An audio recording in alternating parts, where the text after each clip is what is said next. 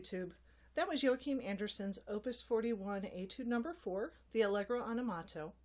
And as I look at this one, the first thing that I notice about this etude is there are no rests at all. Not a single one to be found. And that always makes me sad, as I'm sure it does you, because what that means is that breathing is going to be very challenging. There are no inherent places for me to really stop and tank up with air. So we're going to talk about how to deal with that, not in a physical breathing way, but really how to play musically and use your phrasing to allow you to get a decent breath, even in an etude such as this one that doesn't have any rests. So what do I mean by that? Well, phrasing, musically speaking, is simply how you play each and every note. So some notes are going to be lighter, some notes will be very heavy and ponderous. Some notes will be pushing ahead towards a climax, others will be kind of relaxing into a feeling of closure. So phrasing is simply how you combine all of these different things and what decisions you make for each note that you play. And the way that you phrase can really help how you breathe in a circumstance such as this. So basically what we're going to do is we're going to use all of these concepts of phrasing, heaviness, lightness, pushing forward, pulling back, and we're going to use it very similarly to how a magician works. So if you've ever seen a magic show, the magician will do something that captures your attention. Maybe they're waving their hat around or a cape, or they're talking about something over here, but then this hand is busy doing something that the magician doesn't want you to see or notice. And most of the time we don't even notice what's happening over here, because our attention is over in this direction. So the way we're going to use phrasing is we are going to create a heavy note which draws attention to our listener, and we're going to get that listener to really pay attention to that note so that by the time we get to a light note, after which we take our breath, they're really not listening for that breath and they might not even notice that it occurred. The same way a magician works. Put attention over here and distract it from what's happening in a different spot. So let's look at how that works. We're going to take apart the first 2 lines of this, the first 8 measures, and then I'll allow you to apply the same concepts to the rest of the etude. So let's get started with the first 4 measures. What I notice about the first 4 measures is that beat 1 tends to want to be very light. Beats 1 and 2 push ahead to beat 3, which is the heaviest, most ponderous note, and then beats 3 and 4 kind of back away into beat 1 again. And that's quite obvious on measures 2 and 4 because we have that crescendo decrescendo, right? We have those hairpin dynamics. But I think the same thing happens on beats 1 and 3 to a lesser degree. And what I do is I put just a little bit of weight on beat 3 of measure 1 and measure 3.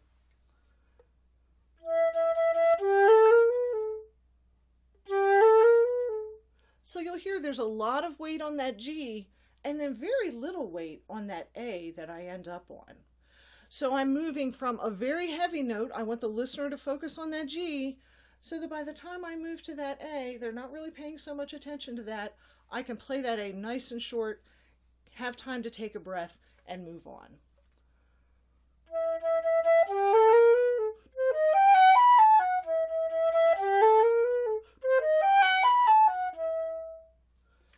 And that really makes that breath sound natural. It doesn't sound awkward at all. It sounds like it just fits right in. Something else that I notice reinforces that decision to me is if I play only the notes on beats 1 and beat 3, listen to what happens.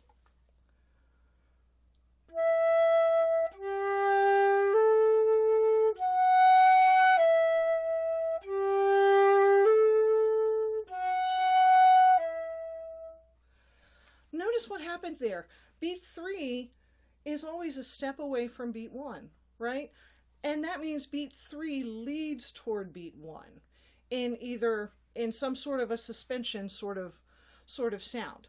So that reinforces the idea that beat 3, being that suspension, should get a lot more weight and it should back away into beat 1. So that reinforces my decision to hear that simplification. So the entire first line is set up in that way.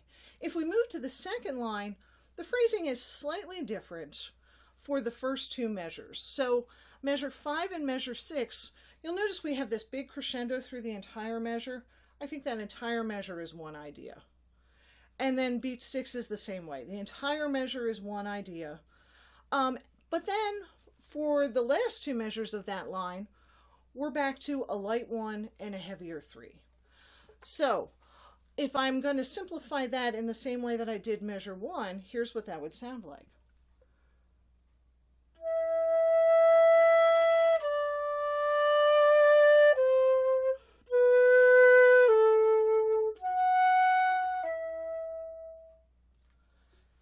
And that phrasing makes a lot of sense, doesn't it? So measures 5 and 6 become stepwise motion in themselves, don't they? Right? We have the E, which then drops down to starting on D in the next measure.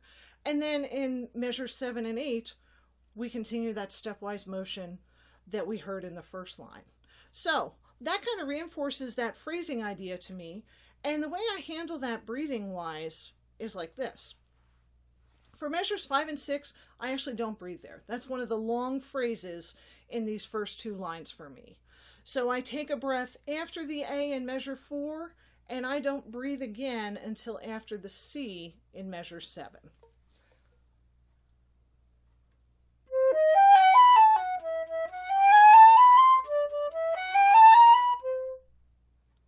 And notice how light that C is. Yes, that's at a mezzo forte, but I don't play that C heavy at all. I play that light so that I can get off of it and take a breath.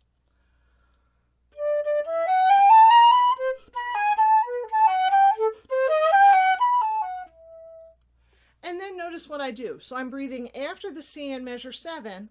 I'm leaning into beat 3 of that measure, and then I'm breathing again after the A at the beginning of measure 8. Let's listen to it one more time.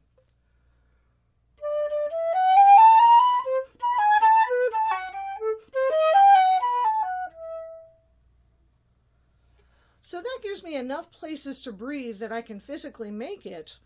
But again, that phrasing, the way that I'm shaping the notes, where I decide to make notes heavy and light, really helps that breath to sound like it's part of the music and not something I'm doing just because I need oxygen, right? Which is what we want.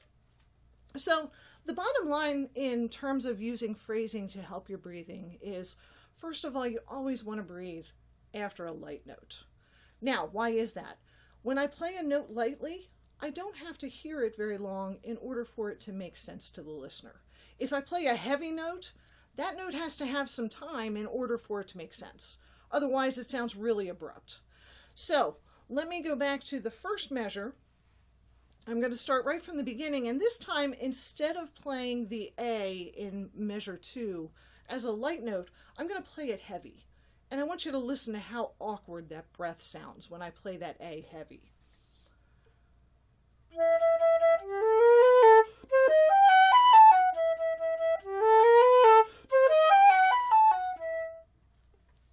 So I can kind of do it, but boy, that just feels really bad. It just doesn't work at all. It's not comfortable, and it probably doesn't sound comfortable either, right? Because I'm trying to take a breath after a note that I'm putting a lot of weight to. And that means I have to play it for a while for it to sound right. If I play it really short,